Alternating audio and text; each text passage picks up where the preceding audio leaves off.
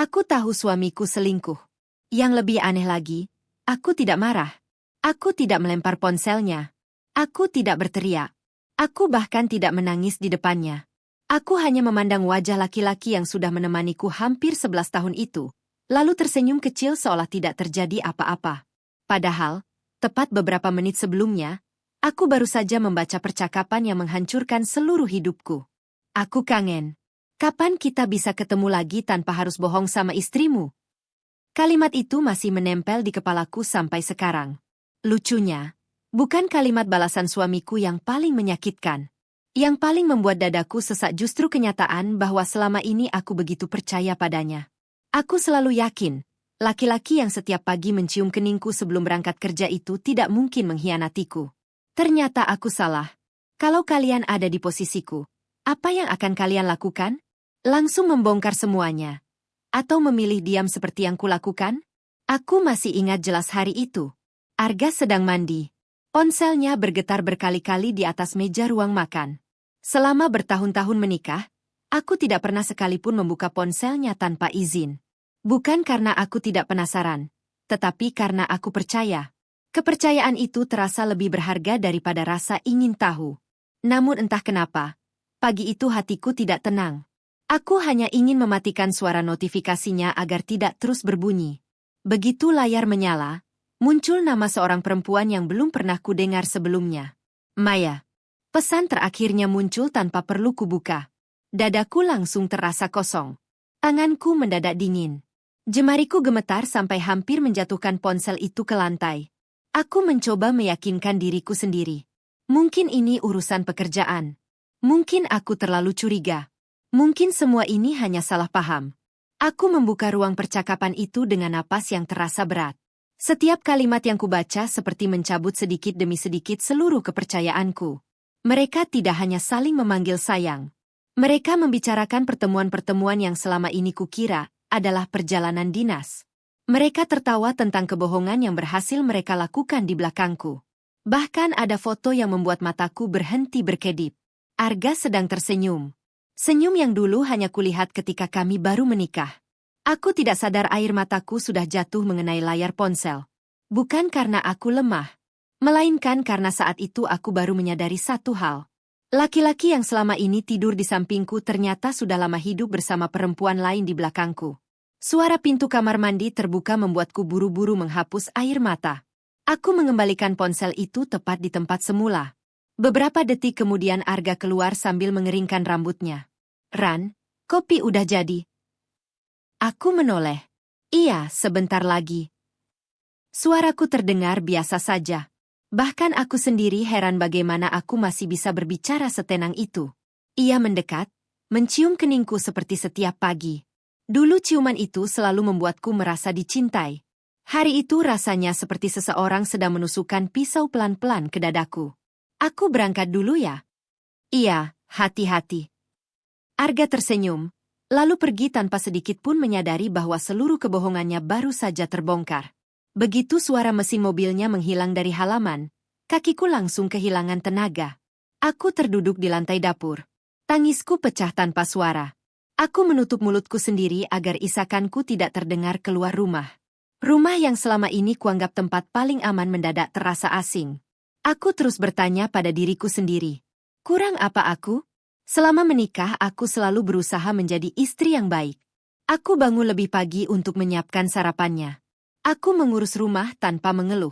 Aku mendampinginya ketika usahanya bangkrut beberapa tahun lalu. Aku ikut menjual perhiasanku agar kami bisa membayar cicilan. Aku tidak pernah mempermasalahkan ketika harus menunda membeli kebutuhanku sendiri demi kebutuhan keluarga. Kupikir semua pengorbanan itu cukup. Kupikir kesetiaan akan dibalas dengan kesetiaan. Ternyata tidak. Siang harinya aku membuka kembali album foto di ponselku. Foto-foto liburan. Foto ulang tahun. Foto ketika kami tertawa bersama. Aku memperhatikan wajah Arga di setiap foto. Aku mencoba mencari sejak kapan senyum itu berubah. Sejak kapan matanya tidak lagi memandangku dengan cara yang sama. Dan semakin lama kupikirkan, semakin kusadari bahwa perubahan itu sebenarnya sudah lama terjadi. Hanya saja aku terlalu sibuk mempertahankan rumah tangga hingga lupa memperhatikan retakan-retakan kecil yang mulai muncul. Aku bisa saja meneleponnya saat itu juga. Aku bisa datang ke kantornya. Aku bisa mempermalukannya di depan semua orang. Tapi entah kenapa, aku tidak melakukan semua itu. Bukan karena aku memaafkannya. Bukan juga karena aku takut kehilangan dia. Ada alasan lain yang bahkan belum diketahui siapapun. Alasan yang membuatku memilih diam. Alasan yang membuat 6 bulan berikutnya menjadi waktu paling menyakitkan dalam hidupku. Sejak hari itu aku mulai memperhatikan Arga dengan cara yang berbeda. Bukan lagi sebagai seorang istri yang sedang jatuh cinta. Melainkan seperti seseorang yang sedang berusaha menerima kenyataan bahwa orang yang paling dipercaya ternyata memiliki kehidupan lain yang sama sekali tidak kukenal. Aku tidak lagi bertanya kenapa ia pulang terlambat. Aku tidak lagi penasaran ketika ponselnya terus bergetar lalu buru-buru dimasukkan ke saku. Aku hanya mengamati. Diam-diam. Setiap gerak-geriknya terasa berbeda. Dulu, begitu sampai rumah, Arga pasti langsung mencariku. Rani, hari ini masak apa? Atau sekadar memelukku dari belakang saat aku sedang memasak. Sekarang tidak lagi. Ia lebih sering duduk di ruang tamu sambil menatap layar ponselnya. Sesekali bibirnya tersenyum sendiri. Senyum yang dulu hanya kulihat ketika kami menghabiskan waktu berdua. Aku pura-pura tidak melihat. Aku tetap menyuguhkan makan malam. Tetap bertanya apakah pekerjaannya lancar. Tetap menyiapkan bajunya untuk esok hari. Sikapku yang tetap biasa ternyata membuat Arga semakin tenang. Ia benar-benar yakin aku tidak mengetahui apapun. Malam itu saat kami makan, ia berkata pelan, "Besok aku harus keluar kota 2 hari." Aku mengangguk. Oh ya? Iya, ada meeting sama klien. Aku menatap wajahnya beberapa detik. Kalimat itu terdengar sangat lancar. Tidak ada jeda. Tidak ada rasa bersalah. Seolah kebohongan sudah menjadi bagian dari kebiasaannya. Kalau 6 bulan sebelumnya seseorang mengatakan bahwa suamiku bisa berbohong setenang ini, mungkin aku akan marah. Aku akan membelanya. Aku akan bilang, Arga bukan orang seperti itu. Tapi sekarang, aku melihat sendiri bagaimana mudahnya ia mengucapkan dusta sambil menyendok nasi. Aku hanya tersenyum kecil. Hati-hati di jalan. Ia terlihat lega. Barangkali ia berharap aku bertanya lebih banyak, supaya ia bisa menggunakan cerita yang sudah disiapkannya. Sayangnya aku tidak memberi kesempatan itu. Aku justru membuatnya merasa semua masih baik-baik saja. Malam itu, setelah Arga tertidur, aku kembali membuka ponselnya. Bukan untuk mencari alasan agar bisa memaafkannya. Aku hanya ingin mengetahui seberapa jauh semuanya sudah berjalan. Percakapan mereka ternyata jauh lebih panjang daripada yang kubayangkan. Sudah hampir 8 bulan. 8 bulan? Artinya, ketika aku sibuk merawat ibuku yang sakit, mereka sedang pergi makan malam. Ketika aku menunggu Arga pulang sambil membuatkan sup karena kukira ia lembur, ternyata ia sedang bersama perempuan itu. Ketika kami merayakan ulang tahun pernikahan, ternyata beberapa hari sebelumnya ia baru saja memberikan hadiah kepada wanita lain. Aku membaca semuanya sampai selesai. Tidak ada satupun kata yang bisa membenarkan apa yang telah dilakukannya.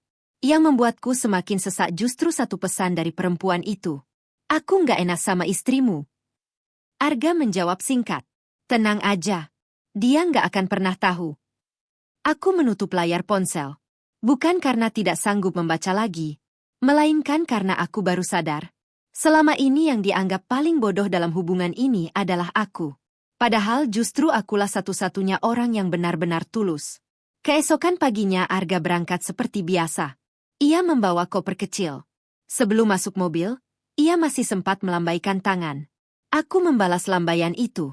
Senyumku bahkan terlihat lebih tulus daripada biasanya. Begitu mobilnya menghilang dari ujung jalan, aku masuk ke kamar. Aku membuka lemari.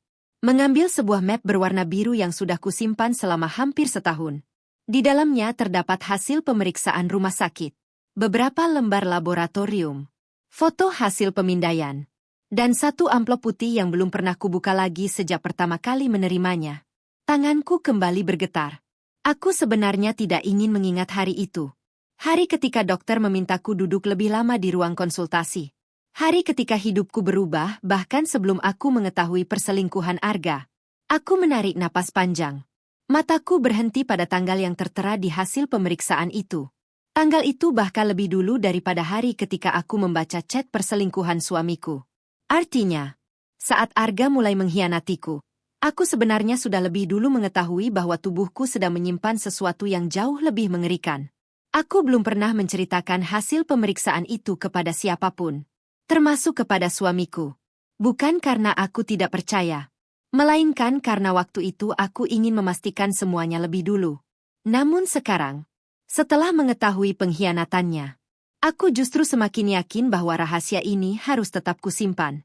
Karena mulai hari itu, aku tidak lagi memikirkan bagaimana caranya mempertahankan suamiku. Aku hanya memikirkan satu hal. Bagaimana caranya meninggalkan dunia ini tanpa membuat anakku kehilangan masa depannya. Sejak mengetahui semuanya, aku membuat satu keputusan yang mungkin terdengar bodoh bagi sebagian orang. Aku tidak akan menanyakan perselingkuhan itu. Bukan hari ini. Bukan besok. Mungkin tidak akan pernah.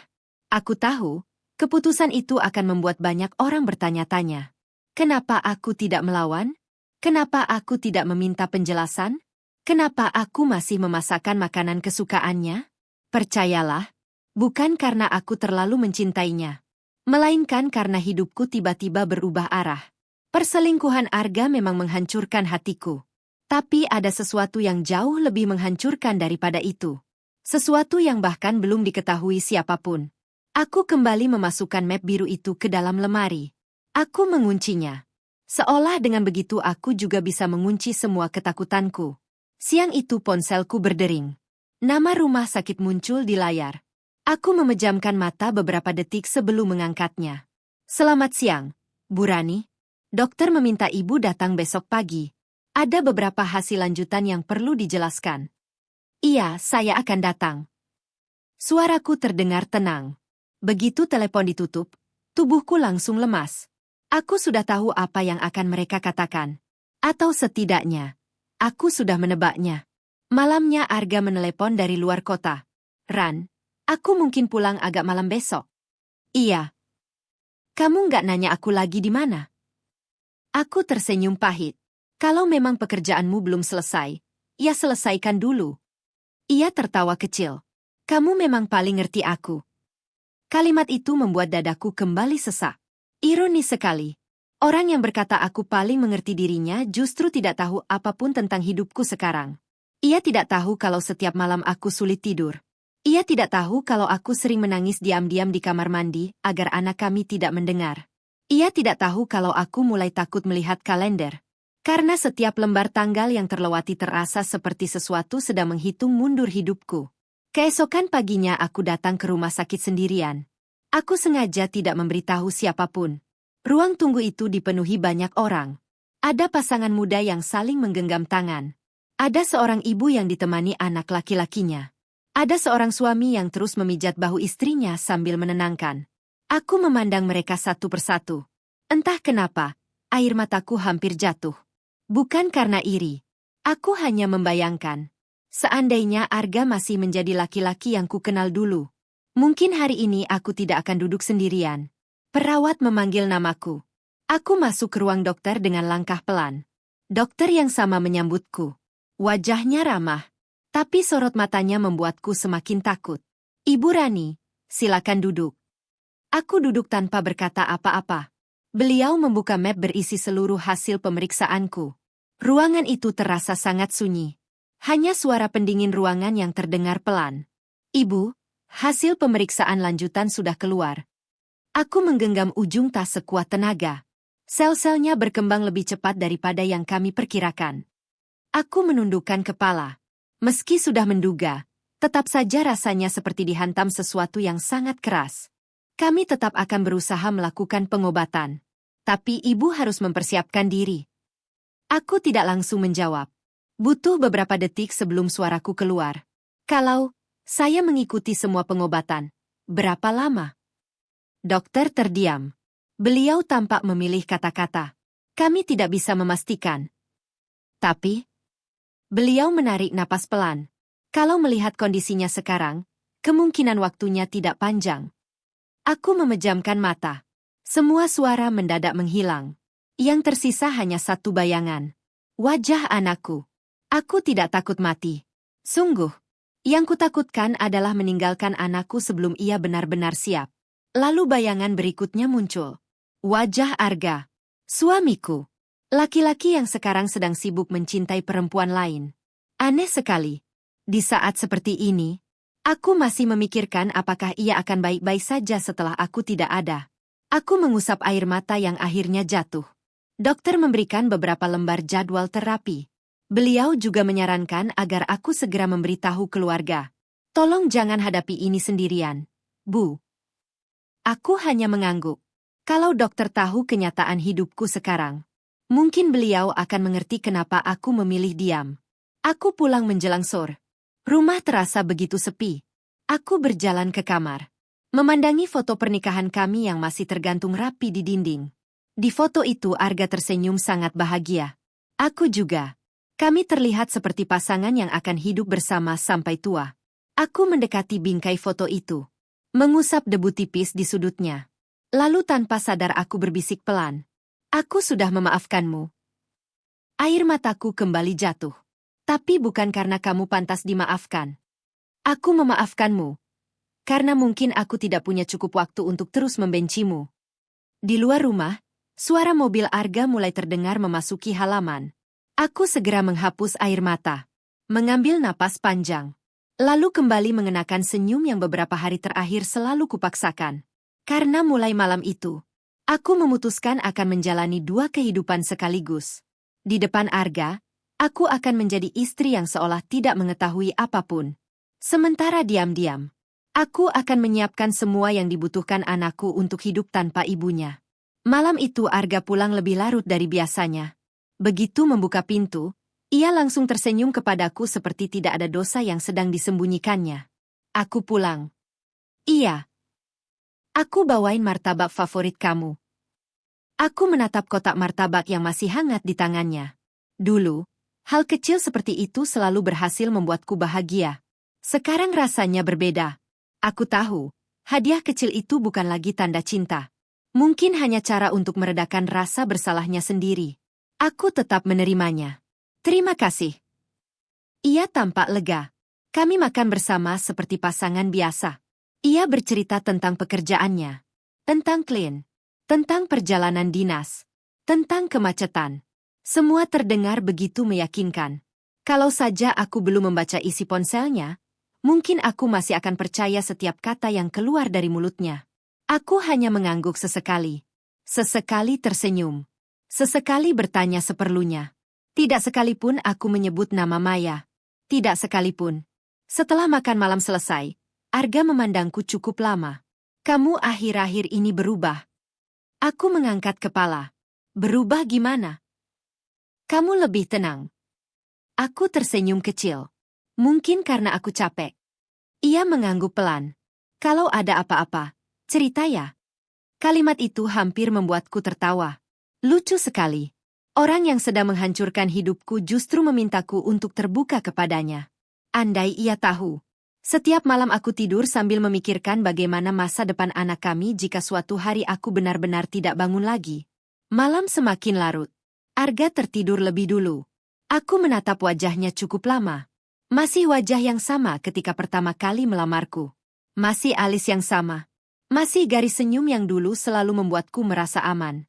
Hanya saja, hatiku sudah tidak lagi mengenali laki-laki yang sedang tidur di sampingku. Aku bangkit perlahan agar tidak membangunkannya. Lalu berjalan menuju ruang kerja kecil di belakang rumah. Di sana terdapat sebuah lemari besi kecil.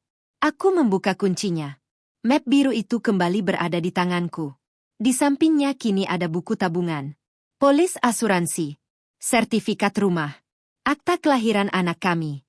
Beberapa dokumen penting lain yang mulai kususun dengan rapi. Aku membuat daftar. Apa saja yang harus diselesaikan?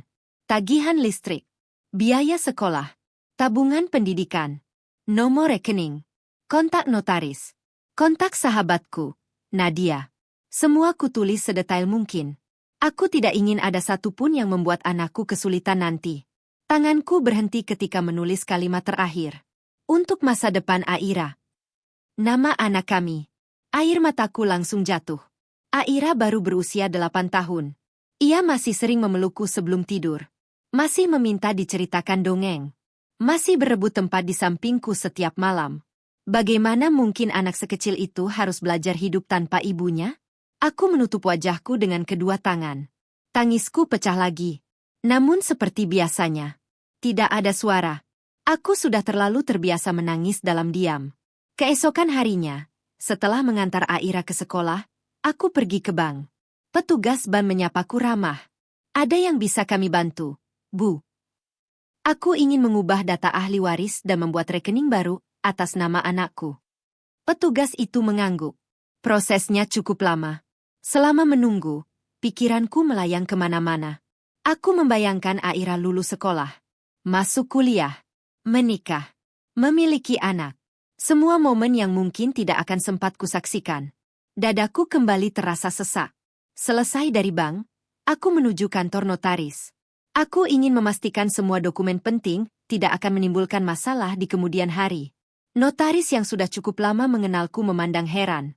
Bu Rani, kok mendadak sekali mengurus semua ini? Aku tersenyum tipis. Cuma berjaga-jaga, Pak. Beliau mengangguk tanpa banyak bertanya. Aku bersyukur. Hari itu aku tidak sanggup menjelaskan apapun. Saat keluar dari kantor notaris, ponselku bergetar. Pesan dari Arga. Aku lembur lagi ya malam ini. Aku membaca pesan itu berkali-kali. Tidak ada rasa marah lagi. Yang ada hanya rasa lelah. Aku bahkan tidak perlu menebak. Aku tahu di mana ia berada. Aku tahu dengan siapa ia menghabiskan malamnya. Namun anehnya, aku justru lebih sibuk memikirkan apakah hasil tabungan yang baru kubuat cukup untuk membiayai kuliah Aira suatu hari nanti. Malamnya, ketika Aira sudah tertidur, aku duduk sendirian di ruang tamu. Aku membuka laptop, lalu menyalakan kamera. Beberapa kali aku mencoba berbicara, namun gagal. Air mataku selalu lebih dulu jatuh. Aku menghapus rekaman pertama. Lalu mencoba lagi. Halo, Aira. Suaraku langsung bergetar. Aku mematikannya lagi. Belum sanggup. Aku belum siap. Aku menarik napas panjang. Mengusap wajahku. Lalu menatap lensa kamera sekali lagi. Halo, sayang. Kalau suatu hari nanti kamu menonton video ini. Kalimatku kembali terhenti. Tangisku pecah lebih keras daripada sebelumnya. Aku menutup laptop. Malam itu aku sadar, persiapan yang paling sulit bukan mengurus harta, bukan mengurus dokumen, bukan mengurus tabungan. Yang paling sulit adalah mempersiapkan perpisahan dengan anak yang masih sangat membutuhkan pelukan ibunya. Sementara di sisi lain kota, suamiku mungkin sedang tertawa bersama perempuan yang dipilihnya. Dan ia sama sekali tidak tahu bahwa istrinya sedang sibuk menyiapkan warisan cinta sebelum waktunya habis. Hari-hariku mulai berubah.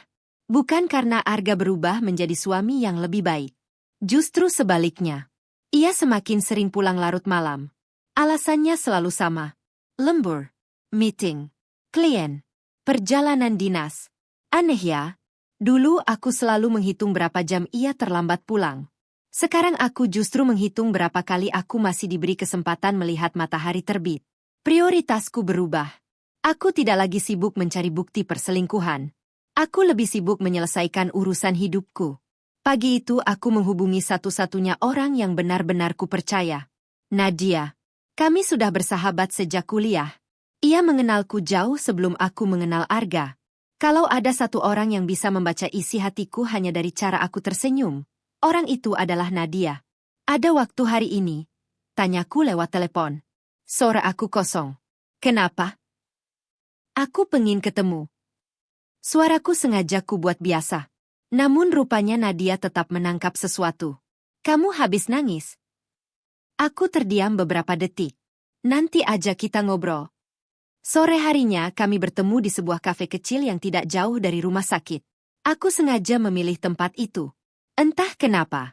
Belakangan ini aku lebih nyaman berada dekat rumah sakit daripada dekat rumahku sendiri. Nadia datang tergesa-gesa. Begitu melihat wajahku, ia langsung memegang tanganku. Ran. Aku tersenyum. Aku baik-baik aja. Bohong. Ia mengenalku terlalu baik. Aku mencoba mengalihkan pembicaraan. Kami membahas pekerjaan, anak-anak, harga kebutuhan yang semakin mahal. Hal-hal ringan yang biasanya membuat kami tertawa. Namun kali ini tidak ada satupun yang benar-benar masuk ke pikiranku. Nadia akhirnya meletakkan gelas kopinya. Cukup. Aku mengangkat kepala. Ada apa? Kamu bisa bohong sama semua orang. Tapi jangan sama aku. Air mataku langsung menggenang. Aku menunduk. Tidak ingin ia melihat wajahku. Namun Nadia justru berpindah kursi. Duduk tepat di sampingku. Lalu menggenggam tanganku. Arga? Aku menggeleng. Bukan. Bukan karena aku ingin melindungi Arga. Aku hanya tidak tahu harus mulai dari mana. Menjelaskan perselingkuhan saja sudah terasa menyakitkan.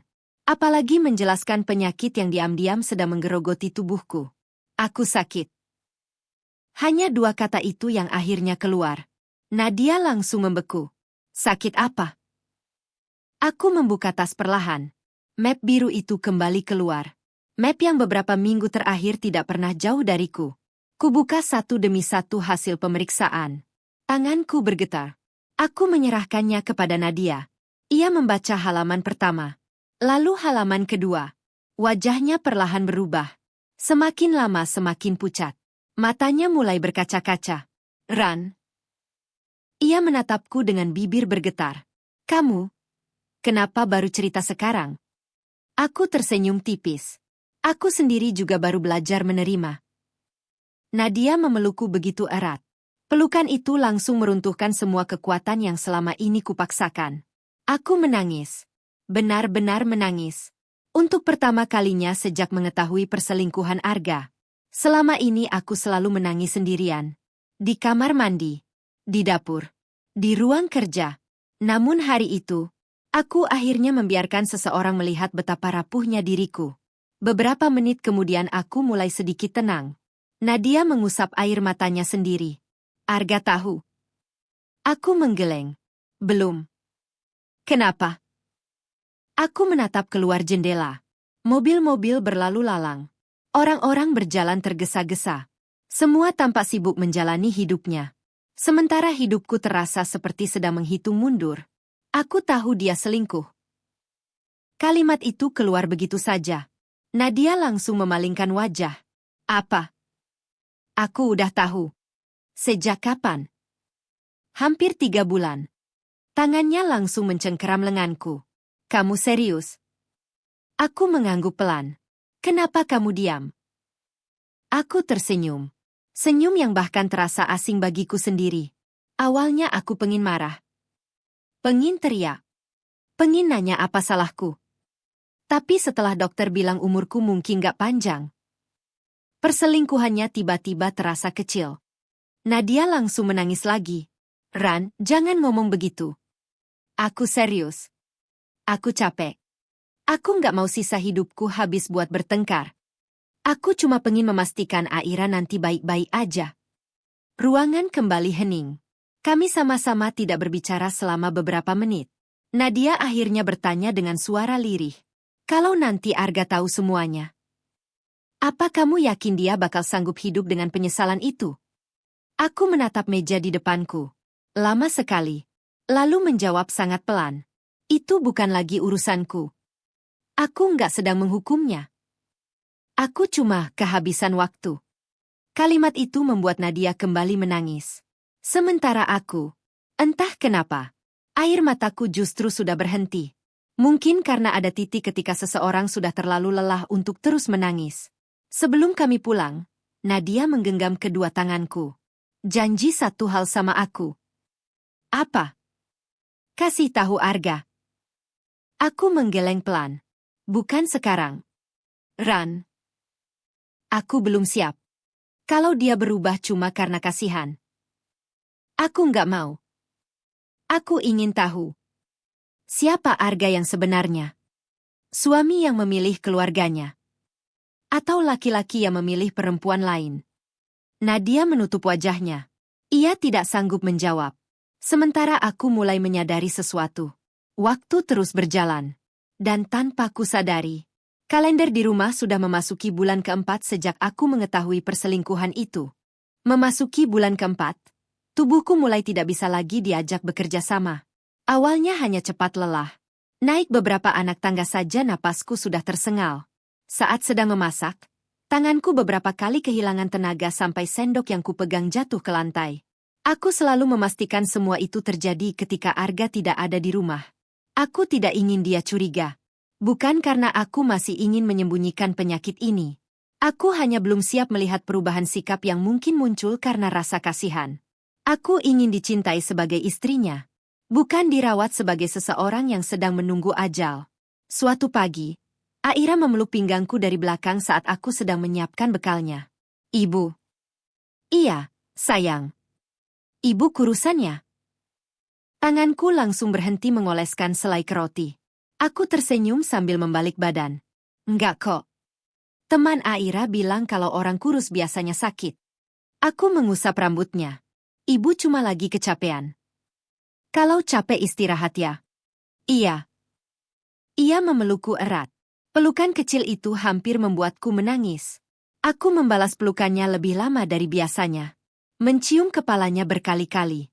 Seolah-olah aku sedang berusaha menghafal aroma rambut anakku. Karena aku tidak tahu berapa banyak kesempatan seperti ini yang masih kumiliki.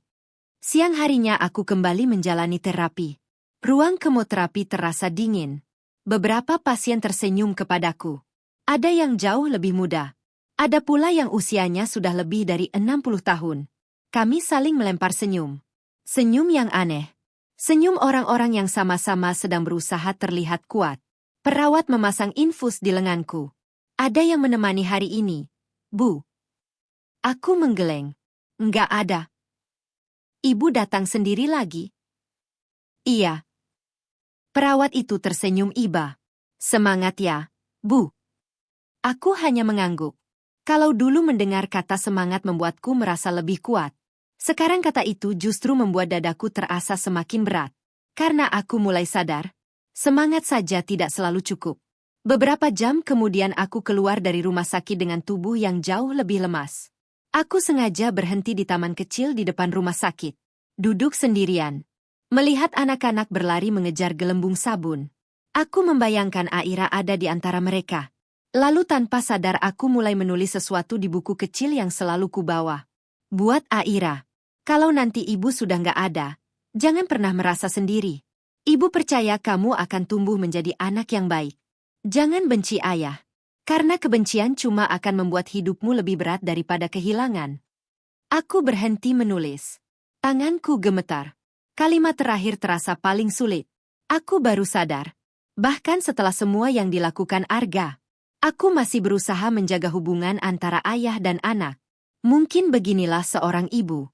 Hatiku boleh hancur. Tapi aku tidak ingin anakku ikut mewarisi luka yang sama. Sore itu Arga pulang lebih cepat. Jarang sekali terjadi. Begitu masuk rumah, ia melihatku sedang duduk di sofa. Kamu sakit? Aku langsung menggeleng. Cuma pusing sedikit. Ia mendekat. Tangannya menyentuh dahiku.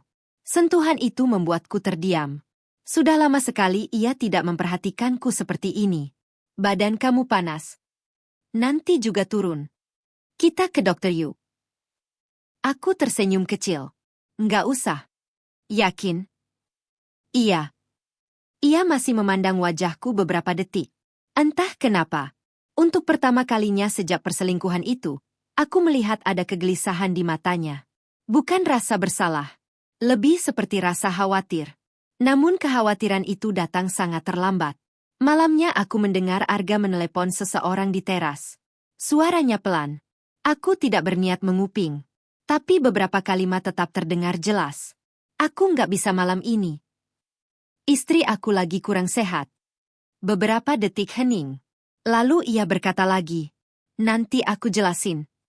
Aku memejamkan mata. Jadi, untuk pertama kalinya, ia membatalkan pertemuan dengan perempuan itu. Bukan karena sadar telah mengkhianatiku. Melainkan karena melihat aku mulai terlihat sakit. Ironis sekali. Kalau saja ia tahu, yang sedang kulawan bukan sekadar demam. Melainkan waktu. 2 hari kemudian kondisiku semakin memburuk. Saat sedang menyapu ruang tamu, pandanganku mendadak berkunang-kunang. Lantai seperti bergoyang. Aku mencoba bertahan. Namun tubuhku kehilangan keseimbangan. Bruk. Tubuhku jatuh menghantam lantai. Rasa nyeri menjalar ke seluruh tubuh. Aku berusaha bangun. Tidak bisa. Napas terasa berat. Ponselku berada di atas meja. Hanya berjarak beberapa langkah. Namun saat itu bahkan menggerakkan tangan pun terasa mustahil. Aku merangkak perlahan. Sedikit demi sedikit. Air mataku jatuh ke lantai. Bukan karena sakit, melainkan karena rumah yang selama ini terasa penuh. Kini begitu sunyi. Tidak ada siapa-siapa. Tidak ada suara. Tidak ada yang tahu kalau aku sedang terbaring di lantai. Setelah beberapa menit yang terasa seperti berjam-jam, akhirnya aku berhasil meraih ponselku. Bukan nama Arga yang pertama kali ingin kutekan, melainkan nama Nadia. Aku berhenti. Jariku menggantung di atas layar. Lalu perlahan kutarik kembali. Tidak. Aku tidak ingin merepotkan siapapun. Aku menarik napas panjang. Mengumpulkan sisa tenaga. Lalu memaksa diriku berdiri sambil berpegangan pada sofa. Saat berhasil berdiri, pandanganku langsung tertuju pada foto keluarga yang tergantung di dinding. Aku, Arga, dan Aira. Kami semua tersenyum di foto itu. Aku menatapnya lama, lalu berbisik sangat pelan. Kalau memang waktuku tinggal sebentar, tolong beri aku kesempatan melihat Aira tumbuh sedikit lebih lama. Di saat yang sama, tanpa sepengetahuanku, Arga sedang duduk sendirian di dalam mobilnya. Ia menatap layar ponsel berisi puluhan pesan dari Maya yang belum dibalas. Namun untuk pertama kalinya, pikirannya tidak lagi dipenuhi perempuan itu. Yang terus terbayang justru wajah istrinya yang semakin hari terlihat semakin pucat.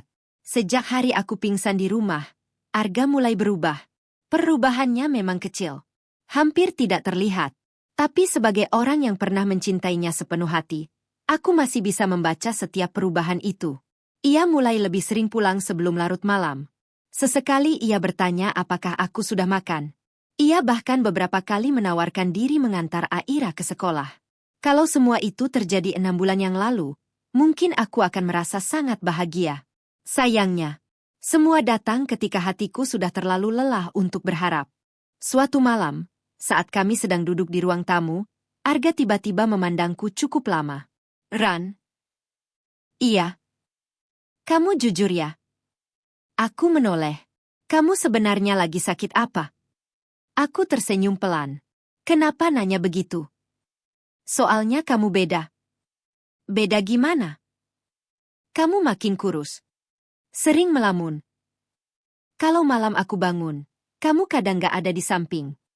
Aku mengalihkan pandangan. Insomnia. Cuma itu. Iya. Ia tampak belum puas. Namun akhirnya hanya mengangguk. Kalau ada apa-apa, bilang ya. Aku mengangguk sambil tersenyum. Padahal dalam hati aku hanya berkata, maaf, bukan aku tidak ingin jujur. Aku hanya tidak ingin melihat wajahmu berubah karena rasa bersalah. Esok paginya Arga berangkat bekerja seperti biasa. Begitu suara mobilnya menghilang dari halaman, aku kembali membuka laptop. Hari ini aku harus berhasil. Aku tidak boleh menyerah lagi. Aku menata kursi menghadap kamera, mengusap wajah, menarik napas panjang, lalu menekan tombol rekam. Halo, Aira. Kali ini aku tidak mematikannya. Meski suaraku bergetar, aku memaksa diri terus berbicara. Kalau suatu hari nanti kamu melihat video ini, berarti ibu sudah nggak bisa nemenin kamu lagi. Air mataku langsung mengalir. Namun aku tetap melanjutkan. Ibu minta maaf. Bukan karena ibu pergi, tapi karena ibu nggak bisa memenuhi janji buat menemani kamu sampai dewasa. Aku berhenti sejenak, menghapus air mata, lalu tersenyum. Senyum yang sengaja kupaksakan agar Aira kelak tidak hanya mengingat wajah ibunya yang menangis. Sayang, kalau nanti kamu takut, ingat ya, ibu pernah bilang kalau orang baik nggak pernah benar-benar pergi. Mereka cuma pindah ke tempat yang nggak bisa kita lihat. Jadi kapanpun kamu kangen, lihat langit, dan doakan ibu. Aku tidak sanggup melanjutkan. Rekaman berhenti. Aku menutup wajahku. Tangisku pecah lagi. Butuh hampir 1 jam sampai akhirnya aku mampu kembali membuka laptop. Kali ini bukan untuk Aira, melainkan untuk Arga. Aku menekan tombol rekam sekali lagi. Halo, Mas. Lama sekali aku terdiam. Bahkan memanggilnya dengan sebutan yang biasa kulontarkan setiap hari kini terasa begitu berat. Aku nggak tahu kapan kamu akan melihat video ini. Mungkin setelah semuanya selesai. Mungkin saat aku sudah nggak ada. Aku menarik napas panjang. Aku tahu tentang Maya. Kalimat itu akhirnya keluar. Sangat pelan. Tanpa amarah. Tanpa bentakan. Tanpa kebencian. Aku tahu semuanya. Jauh sebelum kamu sadar kalau aku mulai berubah. Aku sengaja diam. Bukan karena aku bodoh. Bukan karena aku takut kehilangan kamu. Tapi karena saat itu dokter baru saja bilang kalau waktuku mungkin tinggal sebentar. Air mataku kembali jatuh. Aku sempat marah. Sempat kecewa. Tapi rasa itu kalah sama rasa takut meninggalkan Aira. Kalau aku memilih bertengkar sama kamu setiap hari, aku cuma akan menghabiskan sisa hidupku dengan kebencian.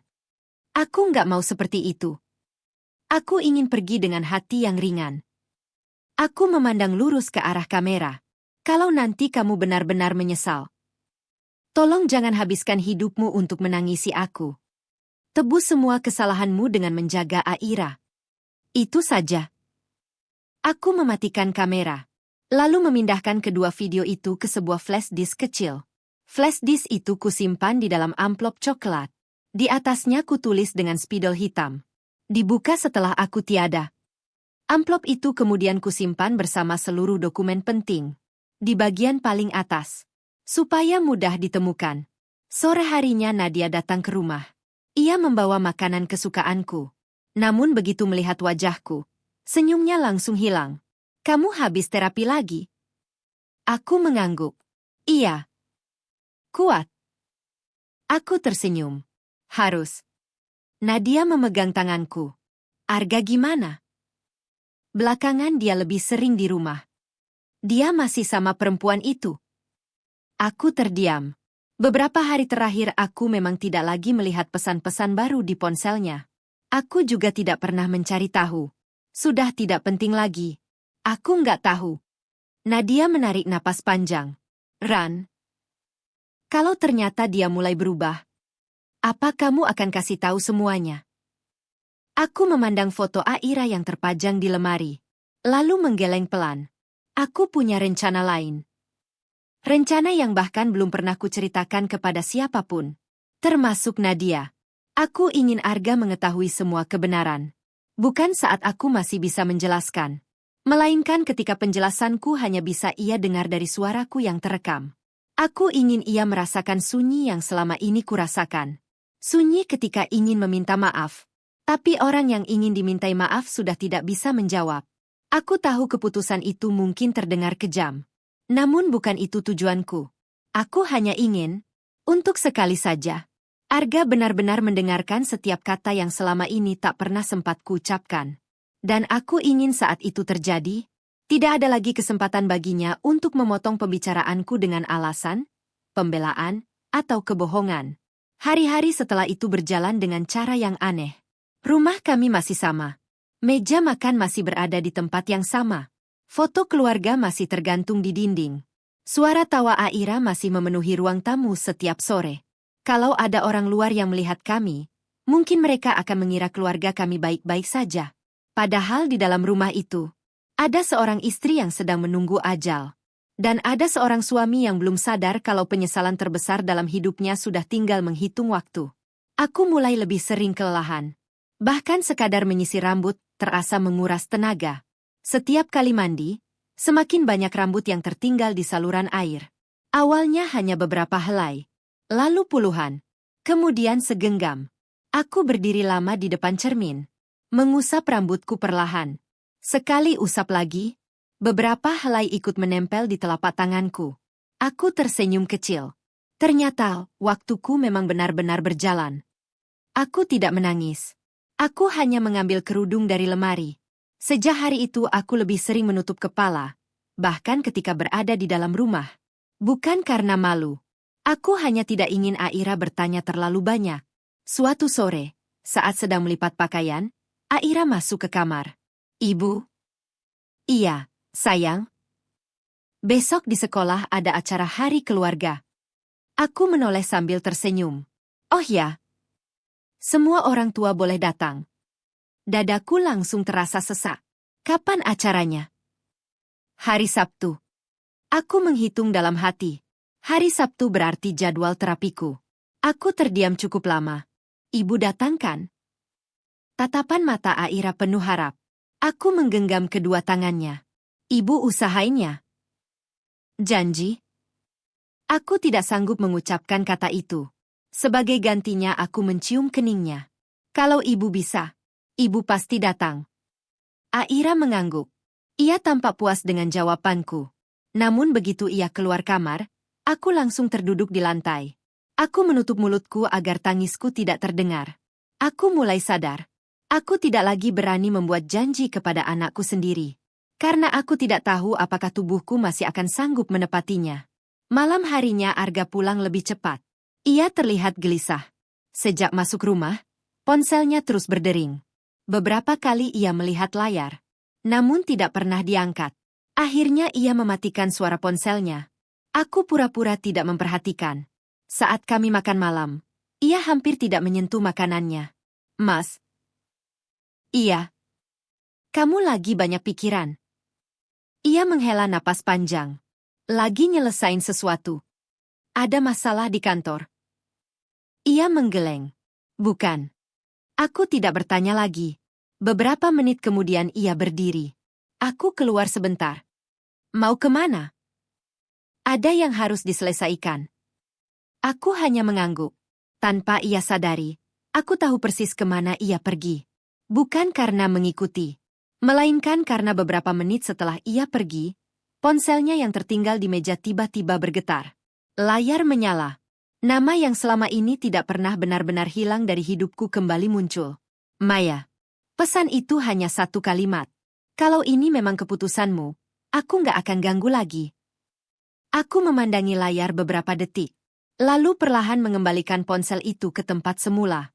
Aku tidak membuka percakapannya. Tidak lagi. Aku sudah tidak membutuhkan bukti apapun. Sekitar 2 jam kemudian Arga pulang. Matanya merah. Bukan karena menangis. Lebih seperti seseorang yang baru saja kehilangan sesuatu. Ia duduk di sampingku tanpa berkata apa-apa. Lama sekali. Akhirnya ia bertanya pelan. Ran? Iya. Kalau seseorang bikin kesalahan besar, menurut kamu dia masih pantas dimaafkan? Jantungku berdegup lebih cepat. Namun wajahku tetap tenang. Semua orang pernah salah. Tapi nggak semua orang mau memperbaikinya. Ia menundukkan kepala. Kalau terlambat. Aku tersenyum tipis. Selama orang yang disakiti masih punya waktu. Nggak ada kata terlambat. Kalimat itu keluar begitu saja. Dan sesaat setelah mengucapkannya, dadaku seperti diremas. Karena hanya aku yang tahu. Justru waktu itulah yang sudah hampir habis. Arga menatapku cukup lama. Seolah ingin mengatakan sesuatu. Namun akhirnya ia hanya mengangguk pelan. Malam itu, untuk pertama kalinya setelah berbulan-bulan, ia mematikan ponselnya sebelum tidur. Tidak ada lagi suara notifikasi. Tidak ada lagi senyum diam-diam ke arah layar. Ia memelukku dari belakang. Pelukan yang sudah lama tidak kurasakan. Aku kangen kamu. Bisiknya lirih. Air mataku hampir jatuh. Bukan karena bahagia, melainkan karena kalimat itu datang ketika tubuhku justru semakin menjauh dari kehidupan. Aku tidak membalas pelukannya. Aku hanya menggenggam tangan yang melingkar di pinggangku. Hangat. Sangat hangat. Namun untuk pertama kalinya, aku merasa kehangatan itu tidak akan bisa menahanku tetap hidup. 2 hari kemudian jadwal kontrolku tiba. Dokter memintaku menjalani pemeriksaan tambahan. Beliau melihat hasil pemindaian terbaru cukup lama. Semakin lama wajahnya semakin serius. Ibu Rani? Iya, Dok. Kita perlu bicara. Aku langsung mengerti. Kalimat itu tidak pernah membawa kabar baik. Dokter menarik napas panjang. Penyebarannya lebih cepat dari yang kami harapkan. Aku menundukkan kepala. Tubuh ibu mulai tidak merespons pengobatan seperti sebelumnya. Ruangan mendadak terasa sangat sunyi. Aku mencoba tetap tenang. Berapa lama lagi, Dok? Dokter tidak langsung menjawab. Beliau hanya menatapku dengan mata yang penuh belas kasihan. Tatapan yang selama ini paling kutakuti. Karena aku tahu, jawaban yang akan keluar setelah tatapan itu akan mengubah seluruh sisa hidupku. Aku tidak langsung bertanya lagi. Aku hanya menatap kedua tangan yang saling menggenggam di atas pangkuanku. Aneh. Di saat seseorang sedang menunggu jawaban tentang sisa hidupnya, justru hal-hal kecil yang paling mudah menarik perhatian. Garis-garis di telapak tanganku. Cincin pernikahan yang mulai longgar karena tubuhku semakin kurus. Dan suara jam dinding di ruang praktik dokter. Detiknya terdengar sangat jelas. Seolah sedang mengingatkanku bahwa waktuku benar-benar sedang dihitung. Dokter akhirnya membuka suara. Kami tetap akan melakukan yang terbaik. Kalimat itu saja sudah cukup membuatku mengerti. Aku tersenyum tipis. Saya ingin dengar yang sebenarnya, Dok. Beliau menarik napas panjang. Lihat perkembangan penyakit ibu sekarang. Kemungkinan waktunya tinggal beberapa bulan. Beberapa bulan. Bukan beberapa tahun. Bukan beberapa puluh tahun. Beberapa bulan. Aku mengangguk pelan. Tidak ada teriakan. Tidak ada tangisan. Air mataku bahkan tidak keluar. Mungkin karena hati ini sudah terlalu sering dipukul hingga akhirnya mati rasa. Yang langsung terlintas di kepalaku bukan diriku sendiri, melainkan Aira. Hari keluarga di sekolahnya. Ulang tahunnya. Hari pertama masuk SMP. Wisudanya. Pernikahannya. Semua bayangan itu muncul begitu cepat. Dan satu persatu menghilang. Karena aku sadar, kemungkinan besar aku tidak akan berada di sana. Dokter menyerahkan beberapa lembar resep. Beliau juga menyarankan agar keluargaku segera mengetahui kondisiku. Ibu tidak boleh menghadapi ini sendirian. Aku tersenyum sopan. Kalimat itu sudah sering kudengar. Namun setiap kali mendengarnya, aku selalu ingin bertanya. Kalau orang yang seharusnya menjadi tempatku bersandar justru sedang sibuk membangun hidup bersama perempuan lain, lalu kepada siapa aku harus bersandar? Aku pulang menjelang siang. Di perjalanan, aku meminta sopir taksi berhenti di depan toko perlengkapan sekolah. Aku masuk perlahan. Membeli beberapa buku tulis. Kotak pensil baru. Tas kecil berwarna biru yang pernah ditunjukkan Aira beberapa minggu lalu. Saat itu ia berkata sambil tertawa. Ibu, nanti kalau tasku rusak, Aira mau yang warna biru. Aku hanya mengangguk waktu itu. Hari ini aku membelinya. Entah nanti sempat kuberikan langsung. Atau justru menjadi hadiah yang ia temukan setelah aku pergi. Sesampainya di rumah, aku menyimpan semuanya di lemari. Lalu kutempelkan secari kertas kecil. Untuk Aira. Dari ibu. Tulisan itu mulai terlihat buram karena air mataku menetes di atasnya. Aku segera mengusapnya. Tidak boleh rusak. Aku ingin Aira membacanya dengan jelas nanti. Sore harinya Arga pulang lebih awal. Begitu melihatku duduk di teras, ia langsung menghampiri. Kamu habis dari mana? Dari kontrol. Ia langsung terdiam.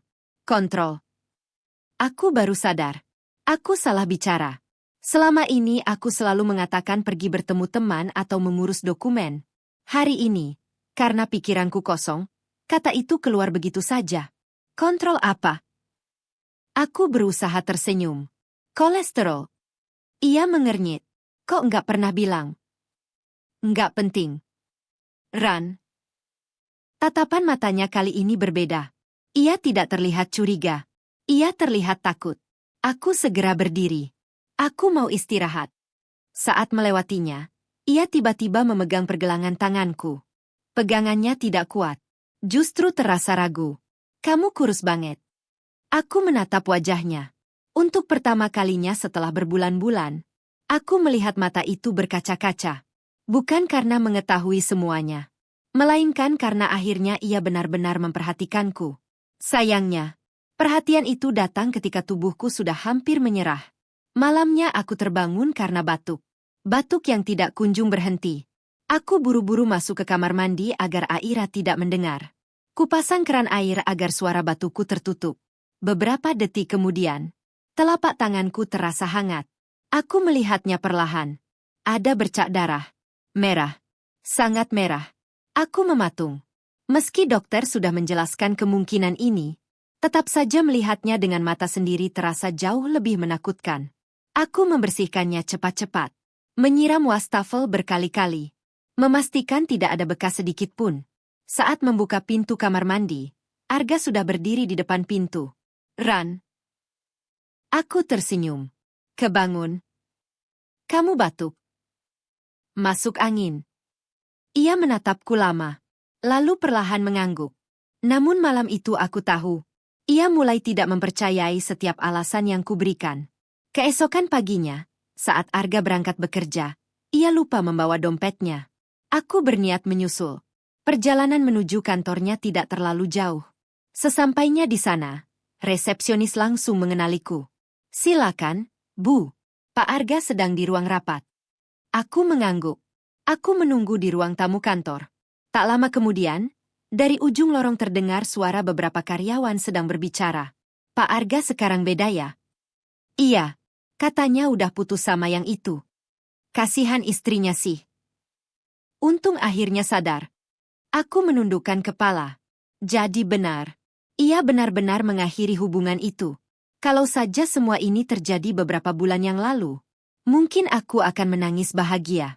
Mungkin aku akan memeluknya. Mungkin kami masih punya waktu untuk memperbaiki semuanya. Tapi sekarang, yang tersisa bukan lagi kesempatan, melainkan penyesalan yang mulai datang terlalu lambat.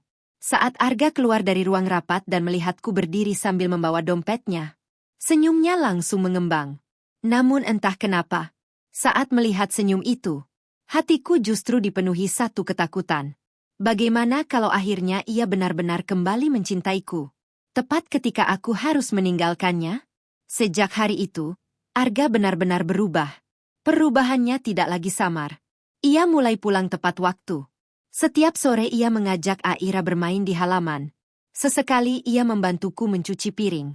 Bahkan ketika aku melarangnya, ia hanya tersenyum lalu berkata, "Biar aku aja."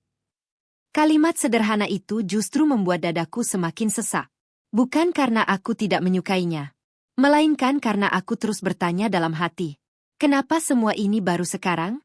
Malam itu, saat Aira sudah tidur, Arga duduk di sampingku di teras. Udara cukup dingin. Ia membawa 2 cangkir teh hangat.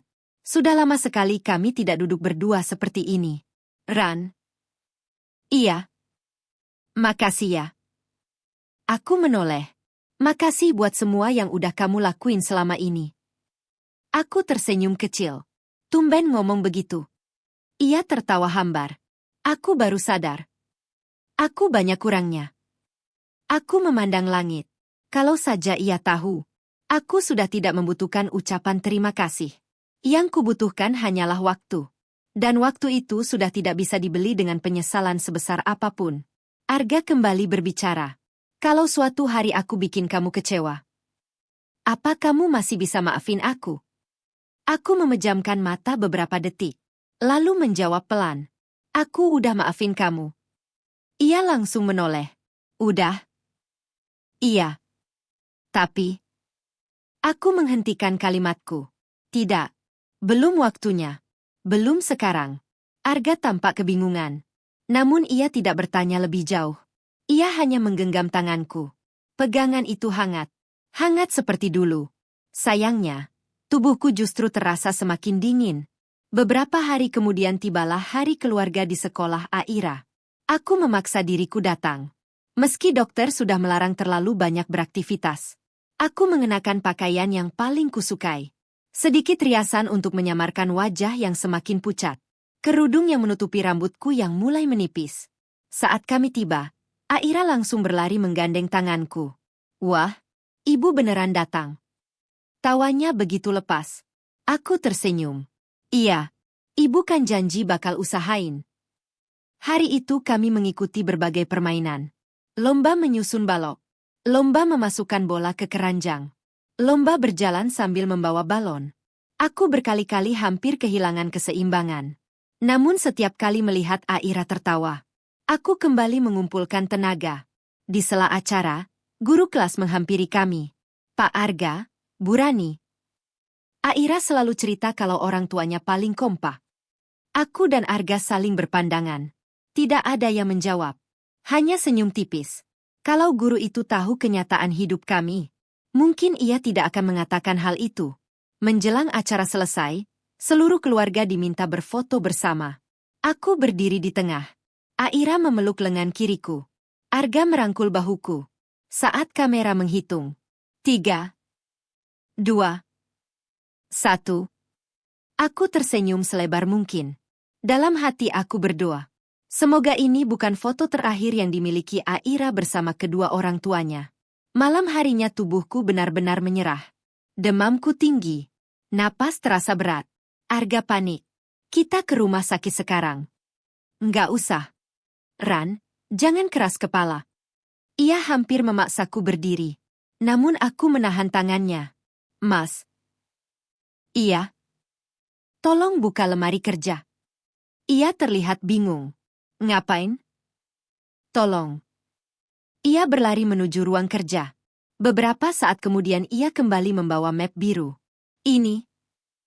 Aku mengangguk. Buka. Arga membuka map itu perlahan. Lembar pertama membuat wajahnya berubah. Lembar kedua membuat tangannya mulai gemetar. Lembar ketiga jatuh ke lantai. Ia mengambilnya kembali dengan napas yang tidak beraturan. Ran. Suaranya bergetar. Apa ini? Aku hanya menatapnya. Itu alasan kenapa aku diam. Matanya bergerak cepat membaca setiap halaman. Hasil laboratorium. Hasil pemindaian. Jadwal terapi. Surat keterangan dokter. Tanggal pemeriksaan. Semuanya menunjukkan bahwa penyakitku sudah ada jauh sebelum ia mengakhiri perselingkuhannya. Ia perlahan menoleh kepadaku. Air matanya mulai jatuh. Kenapa? Kenapa kamu nggak bilang? Aku tersenyum. Senyum paling tenang yang pernah kuberikan selama hidupku. Aku mau bilang. Tapi setiap kali aku mau cerita, kamu lagi sibuk sama perempuan lain. Arga langsung berlutut di depanku. Tangisnya pecah. Benar-benar pecah. Ia menggenggam kedua tanganku erat. Maafin aku. Ran. Maafin aku.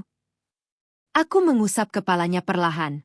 Seperti dulu ketika ia sedang menghadapi masalah besar. Aku udah maafin kamu. Benar. Aku udah maafin. Tapi aku nggak bisa ngulang waktu. Kalimat itu membuat Arga menangis semakin keras. Aku putus sama Maya. Aku udah putus. Aku mau mulai dari awal. Aku janji. Aku bakal berubah. Aku bakal jadi suami yang baik. Aku bakal nemenin kamu. Aku menggeleng pelan. Mas. Bukan kamu yang terlambat berubah. Kita yang terlambat dikasih kesempatan. Ia memelukku sambil terus meminta maaf. Aku bisa merasakan tubuhnya bergetar. Tangisnya membasahi bahuku. Untuk pertama kalinya, aku melihat laki-laki yang selama ini terlihat begitu kuat. Hancur di hadapanku. Beberapa menit kemudian aku menunjuk sebuah amplop coklat di dalam lemari. Itu buat kamu. Arga membukanya dengan tangan gemetar. Di dalamnya ada 2 flash disk. Satu bertuliskan nama Aira. Satu lagi bertuliskan namanya. Ia memandangku dengan bingung. Kalau nanti, aku udah nggak bisa ngomong. Dengerin semua isinya. Ia memeluk amplop itu erat, seolah sedang memegang kesempatan terakhir yang tersisa. Malam itu ambulans akhirnya membawa kami ke rumah sakit. Di sepanjang perjalanan, Arga tidak pernah melepaskan genggamanku. Ia terus mengulang kalimat yang sama. Jangan tinggalin aku. Please. Jangan tinggalin aku.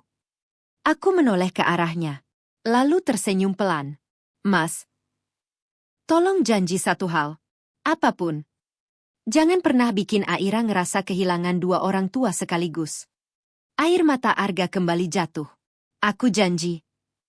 Aku mengangguk, lalu perlahan memejamkan mata. Di balik suara sirene ambulans yang memecah malam, aku hanya berharap satu hal. Semoga laki-laki yang menggenggam tanganku saat ini benar-benar menepati janjinya.